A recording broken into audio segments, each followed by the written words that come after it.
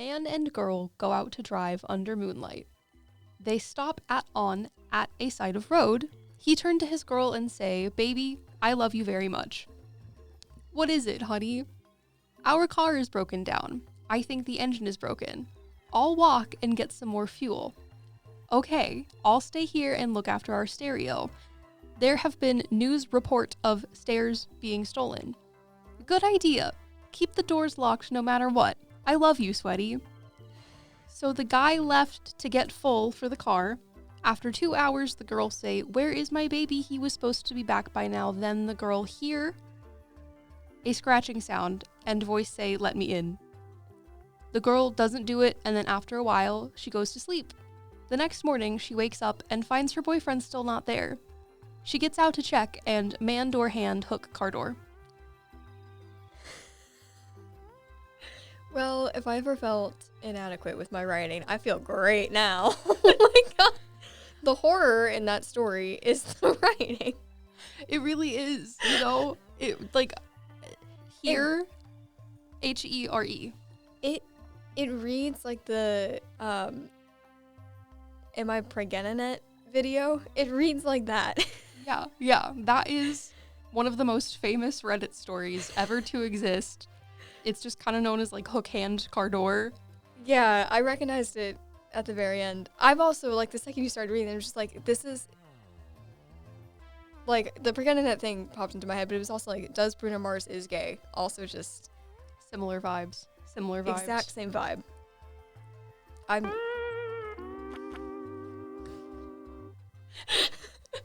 like, genuinely, I wish we had video to go along with this to capture the absolute trip my face just went on.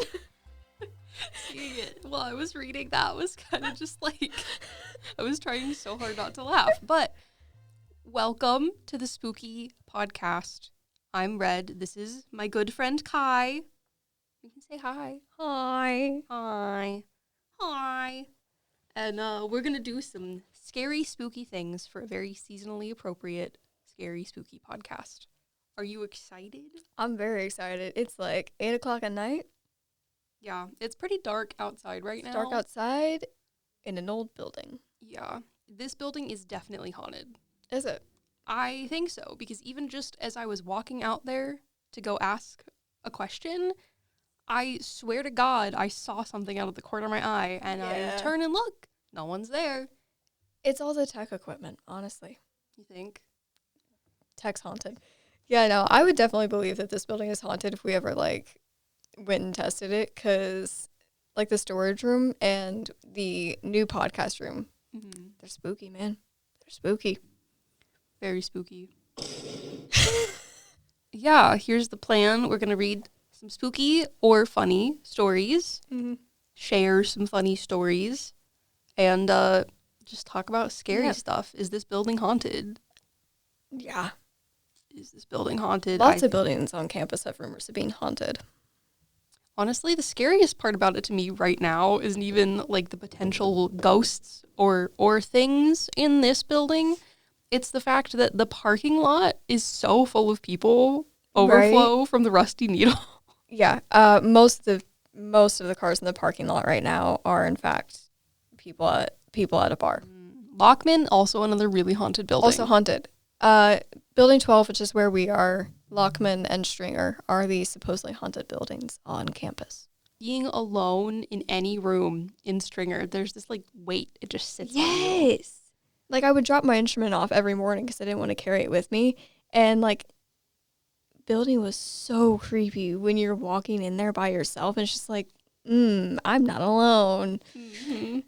And not necessarily in the best way, you know? Yeah, no, Stringer, creepy-ass building.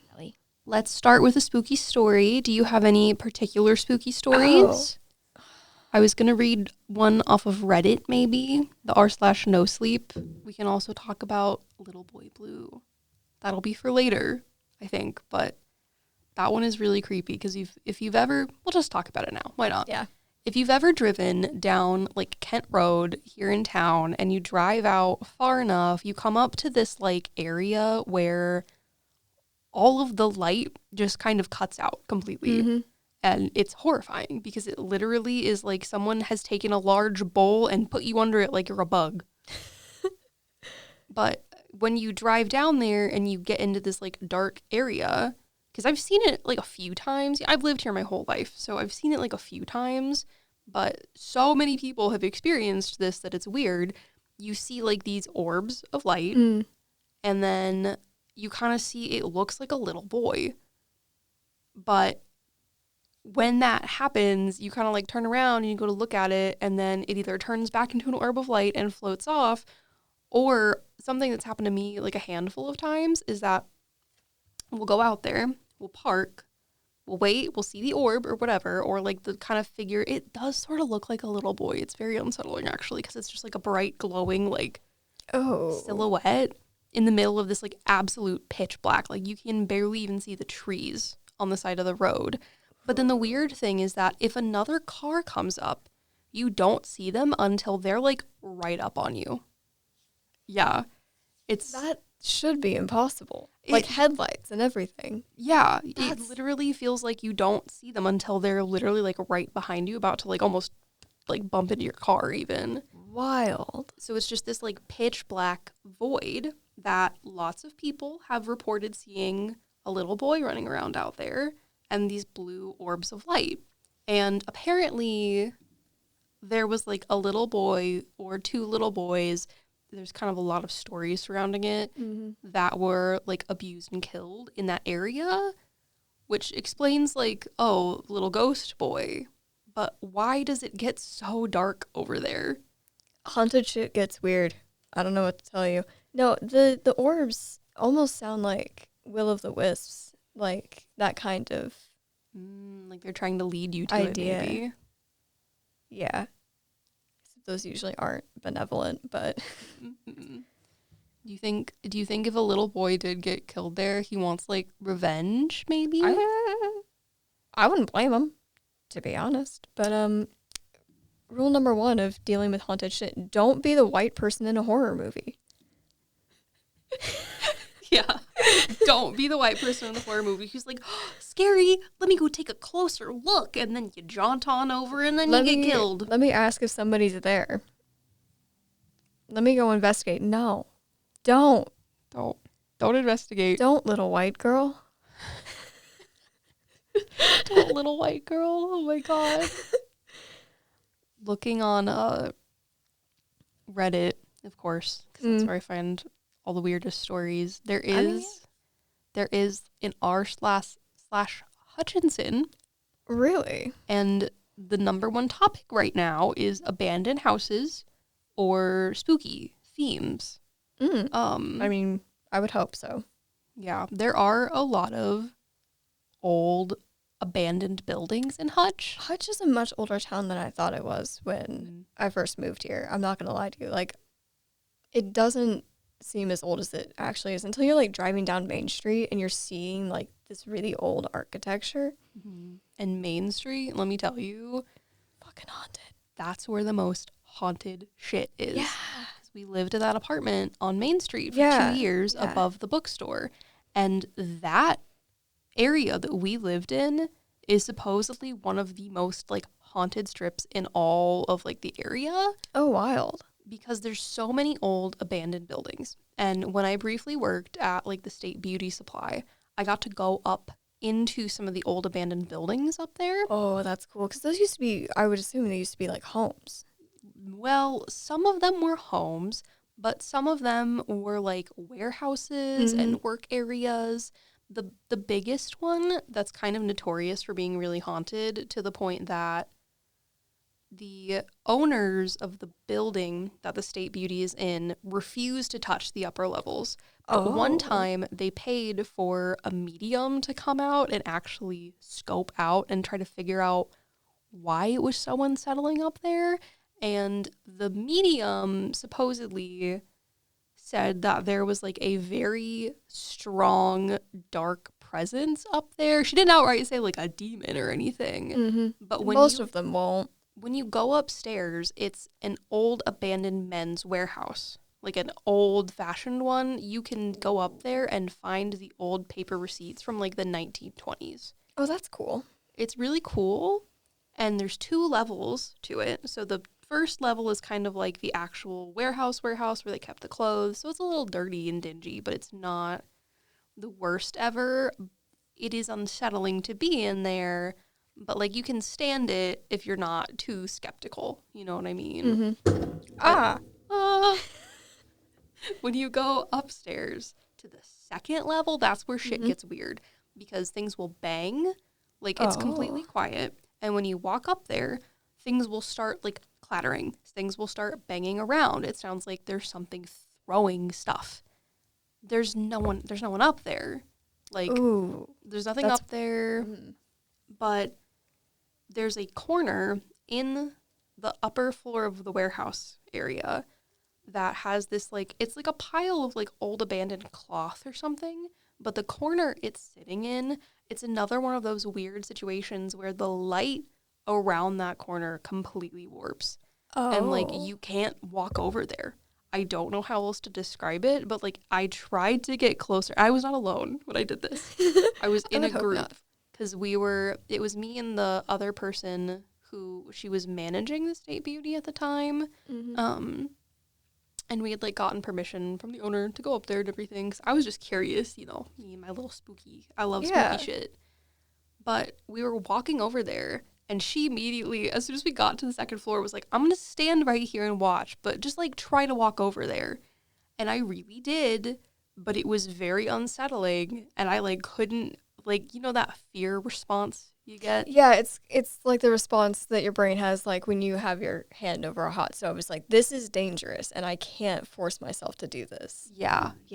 No, I'm not going to lie, I've actually had that happen at the Reno County Museum. Ooh, do tell. Yeah. Like, the archival side of that used to be an apartment building for, like, bachelors, right? And there's one of them, like, one of their back corner rooms. God, I'm getting, like, shaky talking about this. It freaked me the fuck out both times I've been there. This back room, this guy, trigger warning, obviously we're talking about some dark stuff, but this guy committed suicide. And we go into his room. Like, this is the first time that I did this. We go in, and, like, the second we go in, I'm like, we need to get out of here, like, right now. Like, the second we go in, it's just, like, this unsettling, like, oh, we are really not wanted in this room. Like, whatever's here is fucking pissed that there's, like, 10 people in here. Oh, like you're in its territory. Yeah. And actually, our friend Kate was there with me. Yeah. And this ghost hunt, our first one, she had gone in, like, fucking come at me, bitch, with the ghost, and they fucking came at her. Yeah, no, when we were in that room, like, she kept going, like, I'm getting touched right now. Oh. Like, the entire time. So, like, she's like, I'm getting touched. I'm like, we should not be in here right now. And so, like, we eventually leave. And we go a bit further down the hall, and everyone else is, like, piled into this room, and Kate and I are standing, like, on the outside of it. Yeah. The entire fucking time, we keep, like, leaning out, because we're, like, in the doorway, staying, like, right next to each other. And we keep leaning out and, like, looking down this pitch black hall, and just, like, there's something standing there.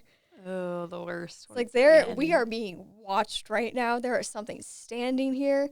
And, I mean, we were so tense that someone comes up and opens the door behind us. And I kid you not, we both jumped out of our skin. You know what? Fair enough, because I probably would too. Like, hello? Yeah, but, like, the entire time that we were upstairs after that, because that was, like, the first room that we visited upstairs. And so we, like, visited all the other hot spots up there. The entire time, both of us are just like, there's something watching us from the end of that hallway. Can it stop? I think before I do a Reddit story even, I'm going to talk about, do you know the comic artist or the manga artist Junji Ito? I do. I have, like, 2 of his books. I haven't actually had the time to sit down and read them yet, though. I was just kind of, like, going through social media, looking for stuff. And I found this really interesting, like, one-off comic by him that something about it just unsettled me so deeply, and I don't even think the imagery is necessary. I think it's just the idea. So he wrote this story called The Enigma of Amigara, I don't really know how to pronounce it, Fault. And the premise of the story is that all of a sudden in like modern day Japan, there is this earthquake that happens, and it creates a fault that is described as very deep and several kilometers long. And within the fault, people begin to see over the television broadcast, over the news, in the sides of the fault are these human-shaped holes that are supposed to have been revealed by the earthquake. So imagine the earthquake took a clean slice out of the side of this like rock formation. And within that clean slice of rock, there's a bunch of human body-shaped holes. So as people begin to see them, we kind of have our main character who's just a casual like hiker climber who kind of sees all the commotion and learns from a friend he makes that people have been... Intermission here. We took a brief pause because we started hearing some really weird noises in the building, because at this point it was just me and Kai, my friend, in the podcast room, and all the lights were off and all the doors were locked. And we were like, hey, what the heck? What's making that noise? So we took a little pause, we invited another person in, and we kept recording because we have no survival instincts, I guess. So that's cool. So, where was I? The holes. The holes in the fault. Our main character in the story meets another person who kind of tells him that what's been happening is ever since the holes have been exposed on like national television, there's been an influx of people showing up to the site where the earthquake happened and almost like interfering with the researchers and like the geologists that are there to kind of figure out what happened, because they're like deeply intrinsically fascinated with the holes. But each person is individually fascinated with a hole that they think is their hole. There's no descriptor for it. They just feel an absolutely overwhelming sense of like, this is my place. This is where I need to go. And they all want to go into the holes. The way it's described is that each hole in the rock formation is perfectly shaped to an individual person. And as these people saw them on television, there was just like this gut feeling that said they had to go there. So we kind of go back to our main character. He's witnessing people like really try to find what they saw on TV, their specific hole, because this is kilometers long of different ones. Little pieces have been researched at a time. So he kind of camps out there with the friend that he met. As the days go by, eventually they see a man losing his mind. And he is convinced that he found the hole he needs to go into. And while the days have been passing, these researchers have been trying to figure out how deep each hole goes, and they can't find an end to them. They can't find an end. They have put like meters and meters and meters of wire and thread and the tools they use to figure out the depth of those things in, and there's supposedly no end to it anywhere. So the man who's going insane, and in the imagery, he is like sweating, he's crying, he's screaming, he's absolutely hysterical. He's like, I have to go in here. People are trying to physically hold him back and they can't. So he strips all his clothes off and hops in the hole, and he just like barely perfectly fits in it. Like, it's uncanny how well his body shapes into it. I don't like this. And he starts sliding, like he's being sucked in, essentially. I don't like this. And another researcher who's there on the scene tries to go in after him, but can't get very far because he doesn't fit. And this sounds a little odd, but he doesn't fit in that man's hole. This entire thing has sounded odd, but yeah, I follow. Yeah. So our main character has this friend that they met along the path who kind of tried to tell them what was happening, and they find her hole. And she is filled with this immediate, again, absolutely indescribable, just overtaking instinct to go in the hole. And she doesn't know why. So she starts panicking and screaming, like, I'm scared, but I need to go in it. Like, I know I'm going to die in there, but I have to go in it. Mm. So our main character decides to try to fill it with rocks to, like, block her from going in there. And it seems to work for a moment. So they go back to their camp. They fall asleep. Main character has a dream about himself in a past life where it was like primal caveman days is the best way I could think to describe it. And in this dream of his past life that he has, he is a criminal and he's wanted for something. He can't remember what, but he did something bad. And so as punishment, the sort of tribe that he lives with in a rock face that is uncannily similar to the one we're seeing in the modern day version, non-dreamland of the story, the tribe lead him to this hole that they said they have carved out just for him.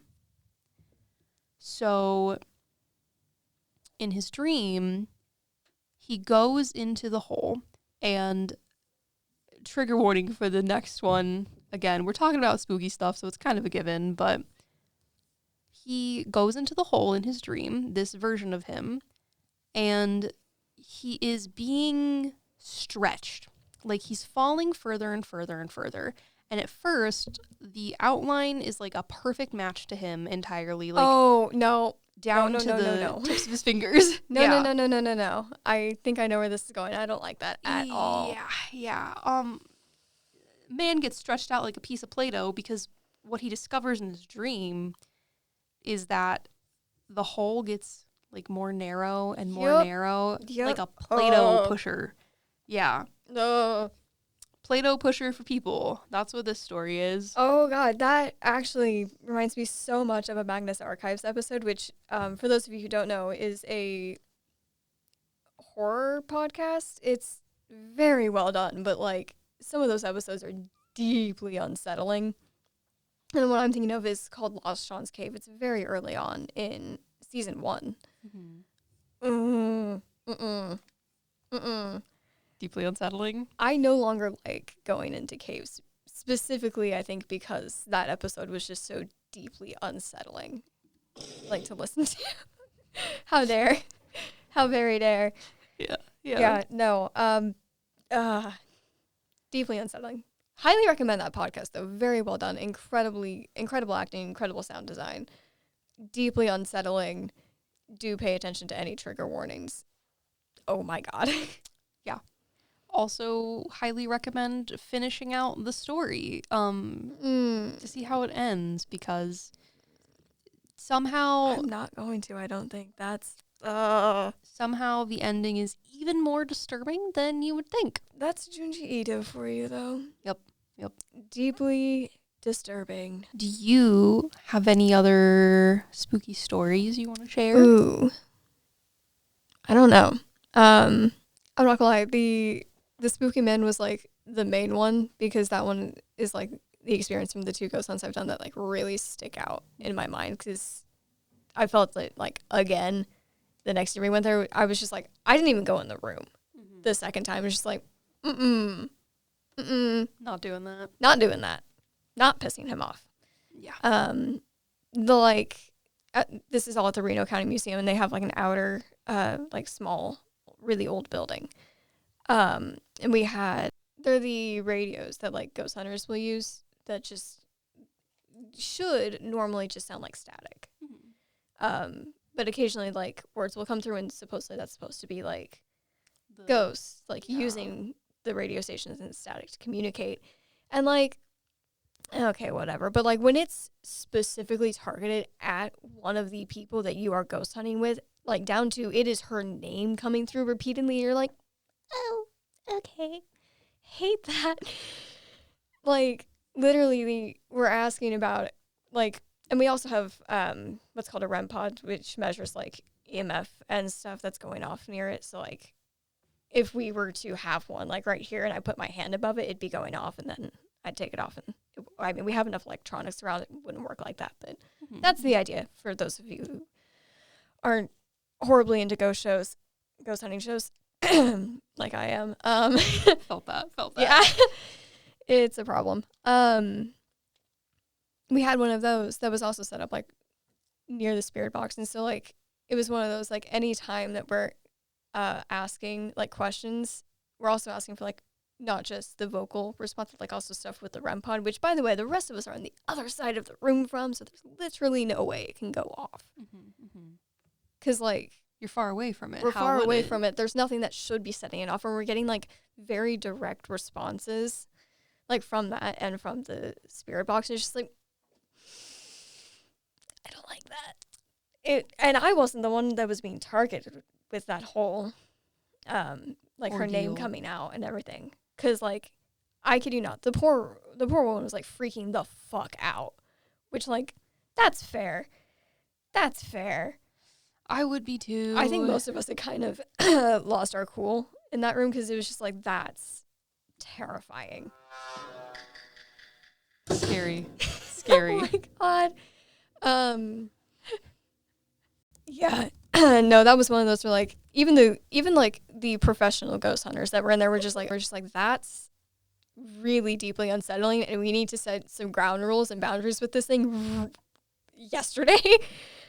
Because it was one of those like, oh, this is something that's getting like attached like right now, and that's concerning. Because you don't want to bring that shit home with you. No. And they were also getting like some concerning stuff about something that supposedly followed them from like Cowtown. Whoa. Because they obviously do hunts out there as well. Yeah. And so like the hunters were actually getting stuff about like something that seemed to have followed them from Cowtown. And it was one of those, like, it was the last place we went that night. It was one of those, like, everyone had been on edge because, like, you know, you're doing a ghost hunt and it's spooky. It's spooky. Yeah. But, like, that one really pushed everyone over the edge of, like, oh, no. We're setting up boundaries like nobody's business. And we're doing it yesterday. Like, that was genuinely, like, mildly concerning, actually. Deeply, deeply unsettling, for sure. And for reference, that's a ghost that you can't hide from. Terrifying ghost. Am I haunted? I mean, it could happen. It's like I'm currently living in, because my room's in the basement, where I kid you not, like, solid reason why I no longer leave my door cracked at night, because I used to leave it open when I slept. Solid night where I like woke up in the middle of the night fucking terrified and could not tell you why. And I could swear to God there was something like standing just outside the threshold of my bedroom, just like waiting. I didn't sleep that night. It was awful. I think I like got up and actually turned on like every light. Is this the basement of the house you lived in when you were in high school? Like the same house? Do you remember when in like high school we would play like that gargoyles game? Oh my God, yes. It's kind of like a reverse hide and seek where I'm going to explain the rules. Yeah, viewers. we called it statue tag? Statue tag, or we made it into a Doctor Who reference, but yeah, the Weeping Angels. Weeping Angels, yeah. What it was though essentially was like a form of tag where you have one hunter and everyone else is statues or Weeping Angels, whatever you want to call it. And you hide in like it has to be completely dark. So you hide in a dark area and only the hunter gets a flashlight. And the hunter's whole goal is to catch people in the flashlight while they're moving so they become a hunter. Yeah. However, if someone who has become a hunter or the original hunter gets tagged by one of the statues before getting hit with a flashlight, the hunter becomes a statue. So we used to play that all the time. Oh my God, we did. In that basement in your house. Yeah. And there were times in high school when we would be doing that and I would be like hiding in like a dark corner or whatever, you know what I mean? Because that was the point, was like partially to hide so that way you could jump out, scare people. Yeah. There would be times if I was like kind of in a corner more isolated, because like your basement's, I would say, like pretty mediumly sized. It's like 1,000 square feet. Yeah. If you were in an isolated enough corner, it was deeply unsettling. Yeah. That basement's deeply unsettling when it's dark. And there would be times where I thought I saw like shadowy figures, and I always dismissed it as like, oh, there's people moving around. Like, duh, there's going to be shadows. But when I think back on it, it didn't make a ton of sense for me to be hiding in like the closet in your bedroom and to see a shadow when I can hear that everybody is over by like the bathroom. You can hear that literally no one's in there right now. Yes, precisely. So you're not the only one. And I don't genuinely, every time I like go up the stairs when it's dark, every time it's just like, there's something behind me. At this point, I've like slept in that basement for so long that at this point it's just like, what are you going to do? What are you going to do, motherfucker? You've had like 5 years. 6 years. You've had 6 years for this shit. It's like you've had 6 years of chances, dude. What the fuck are you going to do? No, and I think when that happened, it was actually like really early on when I was like sleeping down there. And before that, no one slept down there, really. I think if ghosts are real, I think at some point, if you can just like establish dominance. Establish dominance. Best phrase. Honestly, best way to do it is just by not giving a fuck. Yeah. Yeah, it's like that one episode of SpongeBob where the Flying Dutchman keeps scaring SpongeBob until he gets like desensitized to it. The more desensitized to it, or like the more nonchalant you are about it, the less likely they are to fuck with you, I think. Yeah. It's not fun. It's not fun anymore, but like genuinely, terrifying thing. Cause I like to say that I'm a skeptic, and then I have conversations like this where like, I can't say I'm a skeptic, but like also I have no proof. I have no proof that there's anything down there. It's hard because when you're alone and you have those experiences, I feel like you're always more likely to experience like scary stuff when you're alone like that because you're an easier target. One, you're an easier target, and two, like oftentimes being alone already puts you in like a weird headspace. So like you're already a bit prone to imagining things when you're alone. Yeah. Or I guess even when there's two of us and we're just hearing the janitor, apparently. I don't know. There was most definitely something that was not the janitor. Because the janitor, I swear to God, was not in the building before we went and got someone else. So, like... Do you think janitors are immune to ghost powers? Honestly, yes. Honestly, kind of. I think you kind of have to be. Especially on this campus. Because, like, 3 out of our, like, 5 buildings, I think, are haunted. Yeah, there's a lot of haunted shit here, man. There's a lot of haunted shit. Stringer and Lockman makes sense because they're, I think, the older buildings of the campus. But, like, this one used to be a news station. What the fuck's going on in here? Maybe the news people did too many broadcasts about ghosts and the ghost got mad. I mean, we do fake kill a lot of people in this building. A lot of people die in Building 12. Fair enough. Fair enough, you know? Do you want to hear... How about... It's getting kind of long.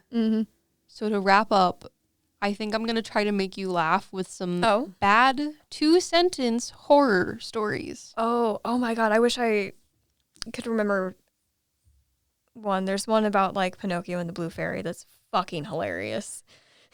Oh, God.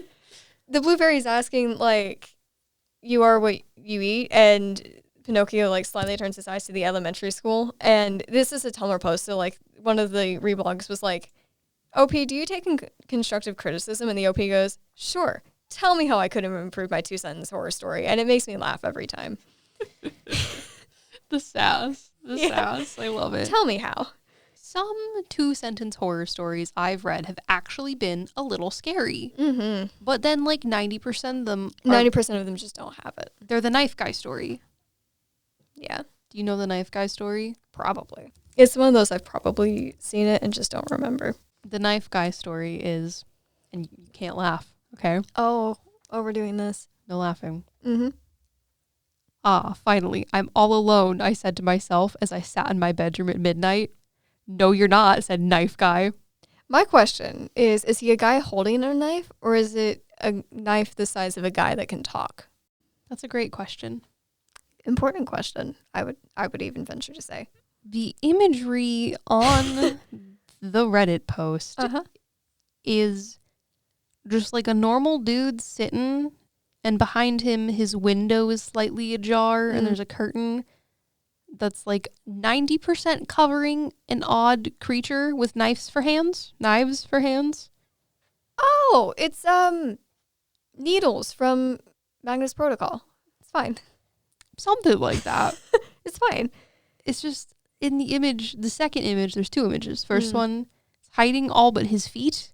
And in the second image, he is like exposed, but it's weird because he's naked and he looks like a kangaroo with knives for hands and he's green.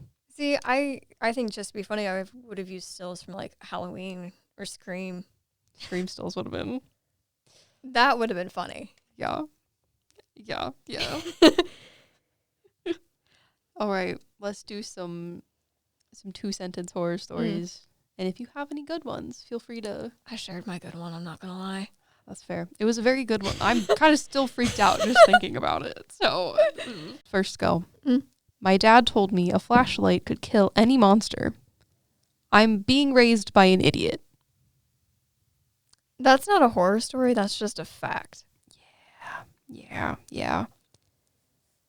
Some of these are really good, and some of these are, Although I would argue there is actually some merit to that statement, because most of the time we're afraid of things in the dark, and flashlights make the dark go away. So there's a bit of merit to that one.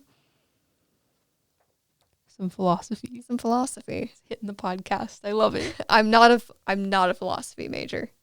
It's okay. I've been staring in the corner. Why? There is a large spider up there, but I think Is he's there? just chilling. So as long as I Where? don't move too far, he's up hanging out above the soundproofing. Is that a spider or is that just a web? I think it's a spider. I don't know. Either way, I'm just not going to mess with it. Our mystery guest is slowly approaching the potential spider, and I'm like, no. Oh my God. I hate spiders. Oh my God. Moving on. The smoke detector in here is fucked. Oh my God. And I just noticed that. Leave it alone, you tall man. You tall man, stay away from it. We're invading its home. No. Oh my God, I'm gonna have a heart attack. Scariest part of the podcast, the spider. I think this might be a good place to wrap up. Probably, yeah. Do you have any spooky plans for October? Getting into shenanigans in D&D. Let's all be brave this Halloween season. I'll be brave this Halloween season. Do something spooky. Do something out of your comfort zone. Go chase a ghost, but safely. In a group. Please be safe. Don't go alone. Don't be the white girl of a horror movie. You will die. Don't be the white girl in a horror movie. Just, it's not worth it. It's not worth it. And that's probably the spookiest thing of all. White audacity at its finest. Yep. Says a white person in a room with 3 white people. Yep. White audacity, the most terrifying thing known to man. I know it's true because I have it. Have you seen me wander into traffic before?